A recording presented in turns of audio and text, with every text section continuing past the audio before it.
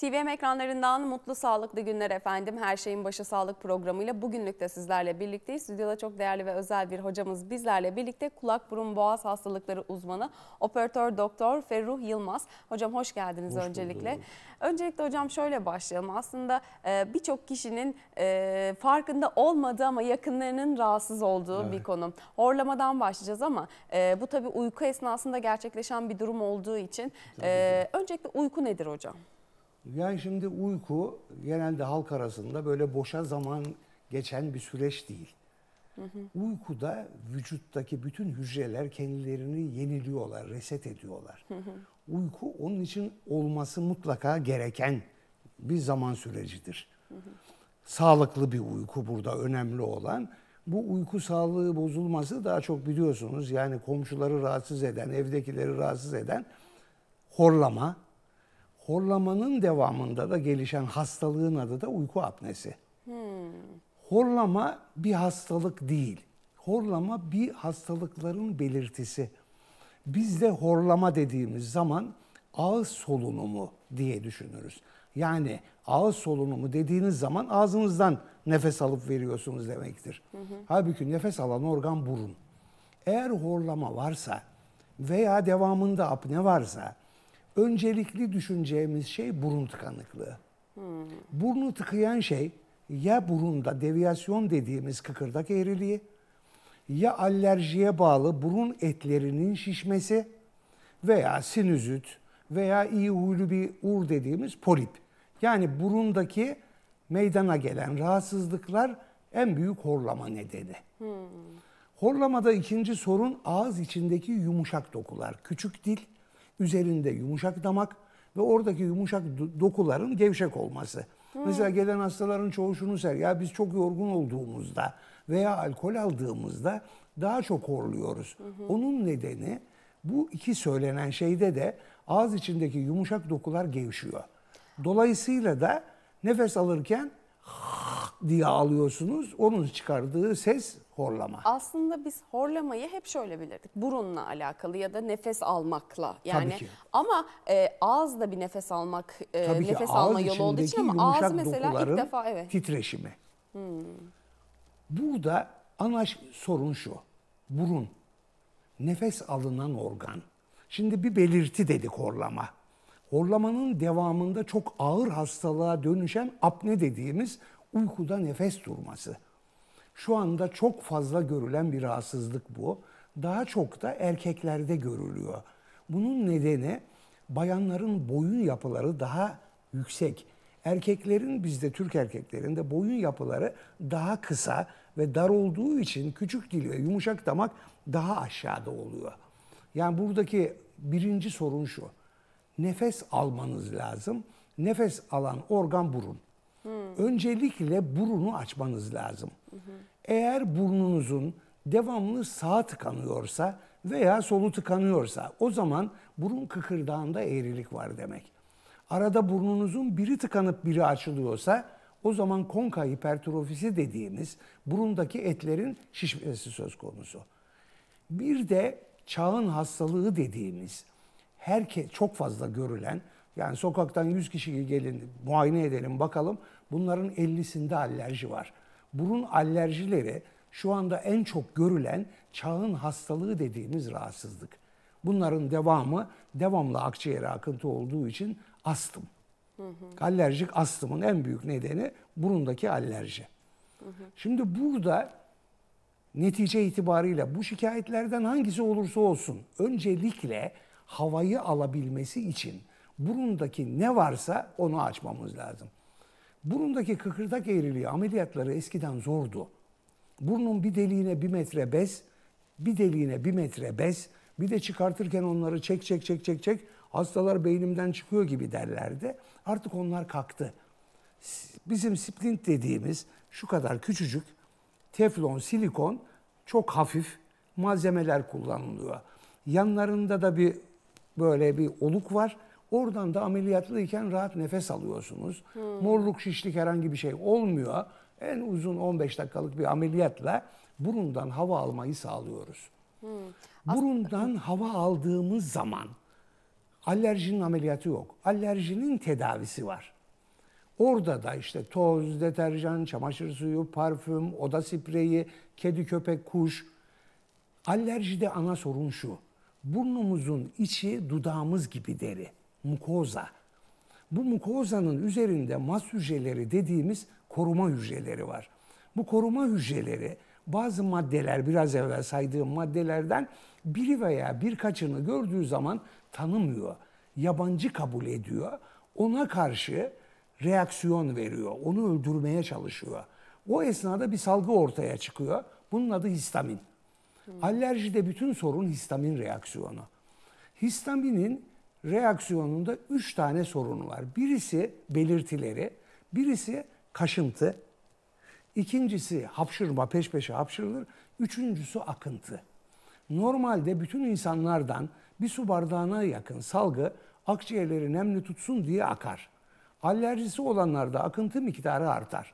O zaman burada nefes borusunu yemek borusundan ayıran epiklot dediğimiz bir kapak var. Bu kapakta çok küçük bir takılma olur. Devamlı yapılır. Hastalar bize zaten genellikle alerjim var diye gelmez. Burnum kaşınıyor, hapşırıyorum. Bir de burada saç kılı gibi, yün gibi bir şey oluyor.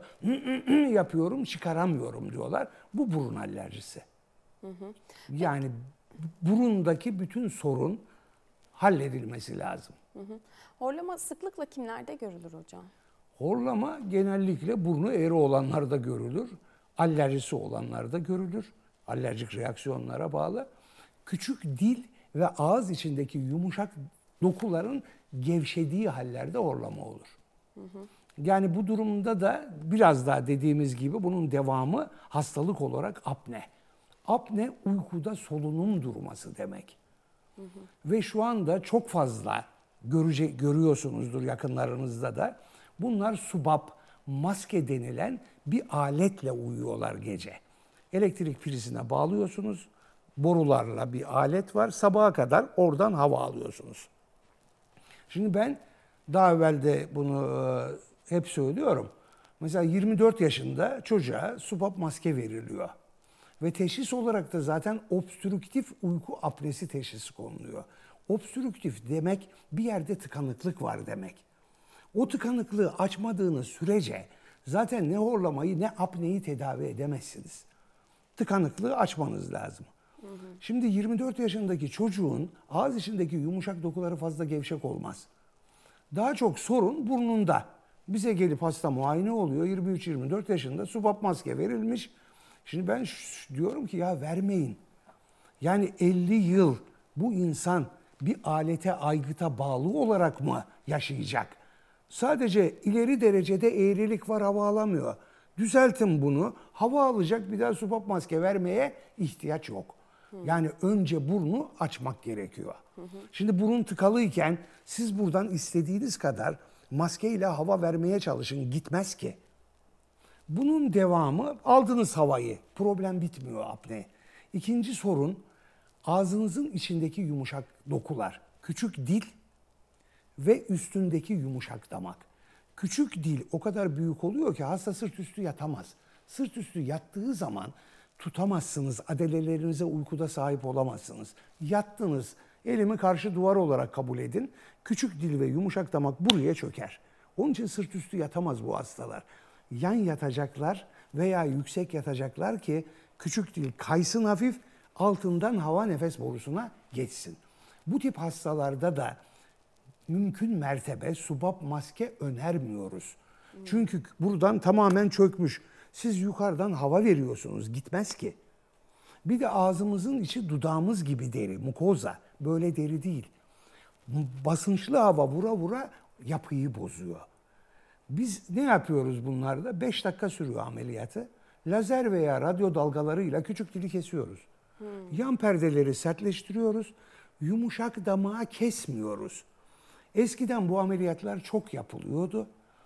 Yan etkileri olduğu için bu ameliyattan vazgeçildi.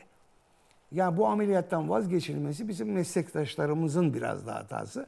Şimdi buradaki şey şuydu. Bu ameliyatın adı UPP ameliyatı diye uvulopalatинoplasti. Uvula küçük dilin latincesi. Palatino yumuşak damağın latincesi, plastik kesme. Eski yapılan ameliyat metotlarında yumuşak damağı baklava dilimi şeklinde keserdik. Bu arayı alıyorsunuz. Dolayısıyla dikiyorsunuz burayı. Diktiniz. Bu hastaları yemek veremezsiniz. Burayı kesip diktiğiniz için. Belli bir süre sıvıyla besliyorsunuz burnundan. Şimdi biz ameliyatlarda bunu yapmıyoruz. Bundan vazgeçildi. Nedeni şu, bunu kestiniz, diktiniz. Hasta ameliyat bitti. Bir ay sonra size kontrol geldiğinde, hocam bana ne yaptınız diyor. Ben su içemiyorum, boğulacak gibi oluyorum, genzime kaçıyor. Çorba içiyorum, genzime kaçıyor. Bunun üzerine bu ameliyatlar bırakıldı. Biz yaptığımız ameliyatlarda yumuşak damağı kesmiyoruz. Yumuşak damağın içine belli frekanslarda akım veya lazerle akım veriyoruz kesmeden. Dolayısıyla da hiçbir yan etkisi yok yemeye, içmeye, konuşmaya. Biz ameliyat yapıyoruz, hastalara 3 saat sonra yemek veriyoruz. 3 saat sonra hadi gidebilirsin diye gönderiyoruz. O kadar basit Tabii bir ki. ameliyat. Dolayısıyla şimdi şöyle düşünün. Küçük dil buraya çöktü yumuşak damakla. Hava geçişi yok. Bunu kestik. Böyle kalıyor. Sertleştirdik böyle. Burundan geçen hava direkt nefes borusuna geçiyor. Burada üçüncü sorun kilo. Yani burundan hava almanız lazım. Aldığınız havanın nefes borusuna inmesi lazım. Ve size yetmesi lazım. Kilo da burada çok önemli faktör. Biz ameliyat ettiğimiz hastaların hepsinde mutlaka ameliyat sonrası devamında işte insülin direnci, bir diğer tahlilleri yaptırıyoruz kilo için. Bir de apne kilo yapar, kilo apne yapar. Böyle bir kısır döngü içinde gidiyor. Yani siz hastanın burnunu açtınız, hava giriyor, aldığı hava nefes borusuna iniyor ve yetiyorsa bir daha subap maske kullanma ihtiyacı olmuyor. Hastaya yetmese bile aldığı hava, subap maske bile kullanma ihtiyacı da olsa, bura böyle çöken yeri bu şekilde aldığınız zaman hasta çok hafif oksijen bile alsa yetecektir ona. Aynı şekilde peki çocuklarda da oluyor mu? Evet, Horlama ve çocuklarda oluyor apne. mu? Çocuklarda da oluyor. Neden oluyor? Geniz etinden. Çocuklarda 1,5 yaşından 12 yaşına kadar geniz eti dediğimiz burnun arkasıyla ağzın arasındaki boşlukta bademcik gibi lenfoid doku dediğimiz yumuşak böyle bir doku oluşuyor. Bunun adı geniz eti. Şimdi benim babam da doktordu. Onların zamanında anestezi tekniği ileri değildi. Birisi doktor, hasta bakıcı çocuğu kucağına alırdı.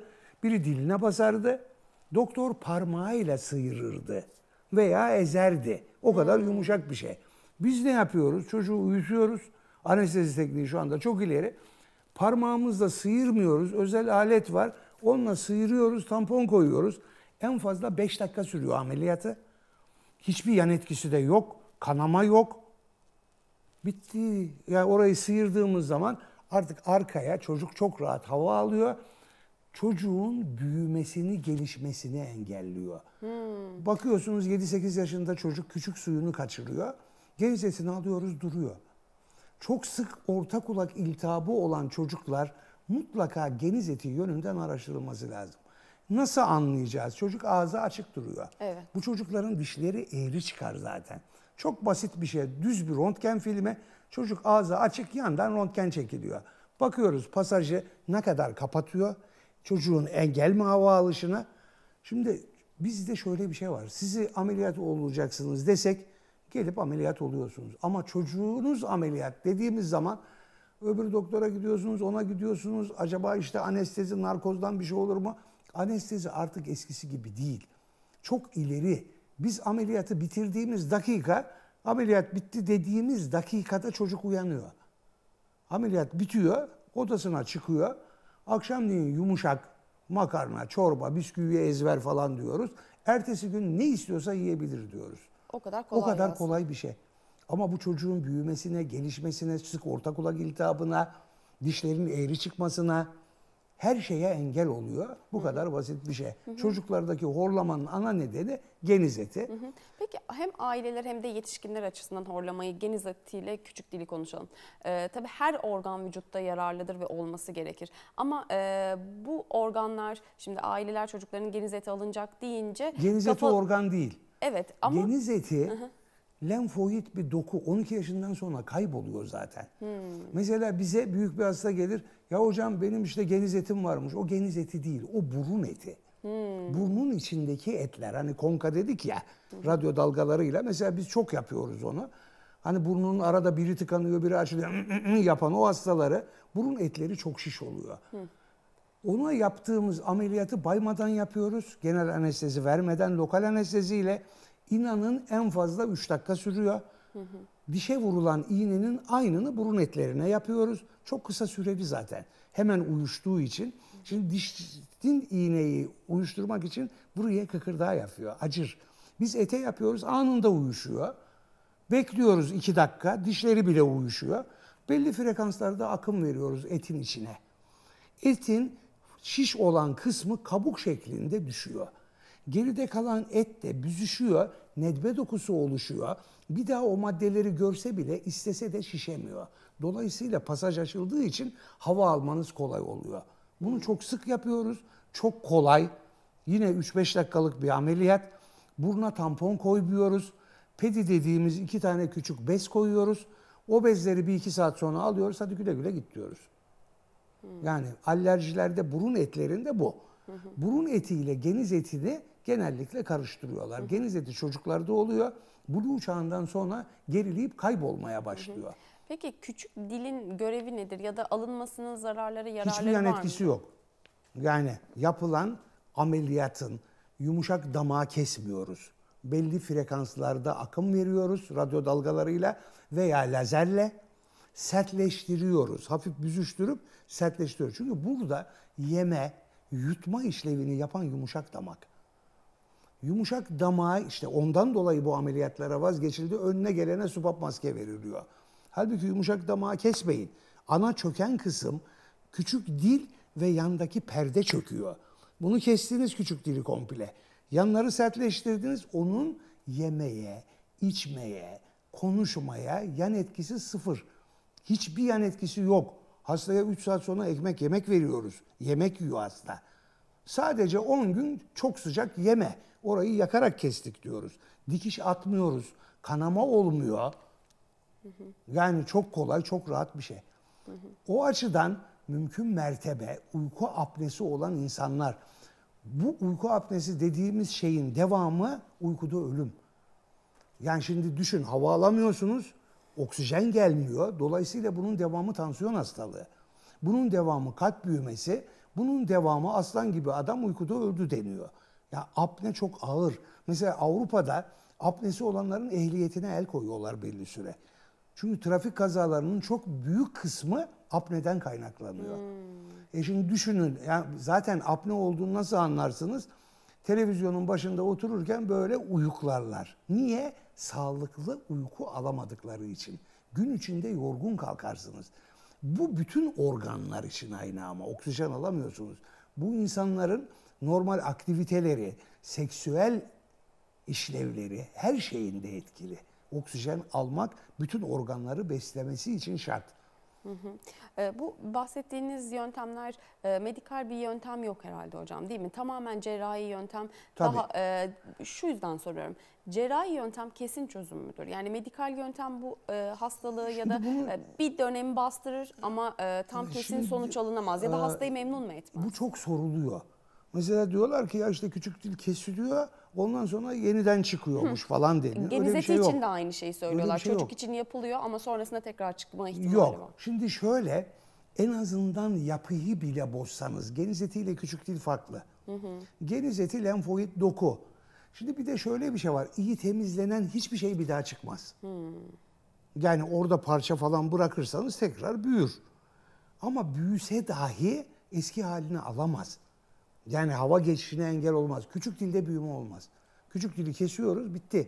Ondan sonra uzaması, büyümesi söz konusu değil. Yani bir daha onun geri dönüşü de söz konusu değil. Peki Bu ameliyatın, bir daha söylüyorum, yemeye, içmeye, konuşmaya hiçbir yan etkisi yok. Ya o açıdan yani, ve ameliyat, ağzının için ameliyatı en fazla 5 dakika sürüyor. Yani cilt yapıyoruz, kesiyoruz, dikiş yok. Yan perdeleri sertleştiriyoruz, yumuşak damağı sertleştiriyoruz, bitti. Ya bu size anlattığım süreç kadar bir ameliyat süreci düşünün. hatta belki şu anda konuşmamız Yani bile o kadar. daha uzun. O esnada Peki ameliyat hocam, yapıyoruz. ameliyat olamayanlar var mıdır ve ameliyat olamayanlar için alternatif bir yöntem var mıdır? Ne kullanırlar mesela? Subap maske. Yani iki Ama tane hayatları alternatif boyunca var. bununla mı yaşayacaklar Evet. o zaman? İki alternatif var. Birincisi, ameliyat olacaksınız, tıkalı yerleri açacaksınız, kendiniz havaya alacaksınız. Eğer bunu olmak istemiyorsanız da devamlı sabaha kadar elektrik priziyle bir çanta, devamlı misafirliğe gidersek taşıyacaksınız. Ondan hava vereceksiniz. O havayı da sağlıklı alma şansları yok. Burunda kemik var. Buradan zorlayıp basınçlı hava veriyorsunuz. Küçük dil ve yumuşak damak çökmüş. Buradan zorlayıp hava veriyorsunuz. Gitmez ki. Bir de vura mukozanın yapısını bozuyor. Yani devamlı düşünün, şimdi hava geçemiyor. Habire zorluyorsunuz. Vura ağzınızın içindeki derinin, böyle düşün, parşömen kağıdı gibi büzüşüp gevşiyor. Onu germe şansınız yok bir daha. O açıdan da mutlaka öncelikli olarak uyku apnesi olan insanların subap maske kullan, eğer bir beyinde hasar yoksa, bir beyin rahatsızlığı yoksa, merkezi sinir sisteminde veya sistemik rahatsızlığı yoksa, bu insanların mutlaka öncelikli olarak burunlarının ve ağzının içindeki yumuşak dokuların düzeltilmesi şart. Hiçbir yan etkisi yok. Çok kısa süreli ameliyatlarla tamamen normale dönebiliyorlar. Yani aslında o taşıyacakları cihazla konforlu bir hayat değil de ameliyatta tamamen konforlu ve kesin Zaten çözüm. bu subap maske verilen insanların çoğu kısmı kullanamıyorlar. Kullanmak istemiyorlar. Aynı zamanda burun alerjisine de neden oluyor. Bu ameliyatlara rağmen hasta kilo veremiyor. O zaman diyoruz ki ya işte opasite cerrahisi var. Veya işte diyet uzmanları var, dahiliyeciler, endokrinciler var. Biz apne ameliyatı yaptığımız hastaların hepsinden insülin direnci baktırıyoruz. Acaba hastalarda insülin direnci yüksek, kilo vermelerine engel bir neden mi var? Mutlaka diyoruz ki bir dahiliyeci, endokrinciye gidin. Bundan sonra kiloyu nasıl vereceksiniz ona bakın. Şimdi burnundan hava aldınız. Aldığınız hava nefes borunuzdan aşağı gitti. Size de yetiyor aldığınız hava. Bir daha subap maske kullanmanıza ihtiyacınız yok. Bütün şey şu. Yani burada bizlerden, yani kulak burun boğaz doktorlarından kaynaklanıyor. Eski ameliyat metodundaki bu palatina dediğimiz yumuşak damağı kesmekten kaynaklanıyor. Bunun yan etkisi çok fazla. Sıvı gıda iyi biçemiyorsunuz. Biz de diyoruz ki bunu kesme. Bunu sertleştir. Esas çöken kısım ön kısmı. Küçük dil ve yandaki perdeler. Küçük dili kes, perdeleri sertleştir, yumuşak damağı sertleştir. Böyle kalıyor. Buradan geçen hava direkt nefes borunuza geçiyor. Daha apne oluşmaz. Yani kesin çözüm olacağı için Tabii ki artık kesin hastanın çözüm hayatı oluyor. boyunca Evet. konfor. Peki çocuklarda da uyku apnesi olur mu? Horlama olur dediniz ama tabii geniz etine bağlı nedenleri konuştuk. Uyku apnesi daha ileri yaş hastalığı mı? Uyku apnesinde burundan hava alamıyorsunuz dedik. Ama esas sorun ağız içindeki yumuşak dokular gevşiyor. Biraz evvel size anlattım. 23-24 yaşındaki bir çocuk dedim. Burnu sıfıra kadar kapalı. Siz buna maske vermeyin. Açın bunu, bitti. Çünkü o yaşlarda ağız içindeki yumuşak dokular gevşek olmaz. Çocuklarda olma Anladın mı? ihtimali Evet. daha. Mesela bayanlarda apne olur mu? Olabilir ama erkeklere göre çok daha az. Nedeni, bayanların boyunları daha uzun. Dolayısıyla küçük dil ve yumuşak damak daha yukarıda. Erkeklerde boyun kısa ve dar olduğu için küçük dil ve yumuşak damak daha aşağıda. O zaman genetik geçişler de önemli ve etkiler diyebilir Tabii ki miyiz? yani erkeklerin yapısı, yani bizde Türk erkeklerin boyunları kalın ve kısadır. Ondan dolayı da aşağıda oluyor. Yani dolayısıyla da tamamen çöküyor buraya, kapatıyor. Hava geçişine engel oluyor. Bu ikiz problemi kaldırdığınız, kilosu da yetiyorsa bir daha apne olmaz. Çok teşekkür ediyoruz hocam. Rica Yayınımıza ederim. katıldığınız için. Ağzınıza sağlık. Bizi aydınlattığınız için. Teşekkürler. Ben teşekkür Bilgilerinizi ederim. bizimle Sağ paylaştığınız için. Efendim bugün de Her Şeyin Başı Sağlık programı sonuna geldik. Güzel ve sağlıklı günler geçirmeniz ümidiyle. Hoşçakalın.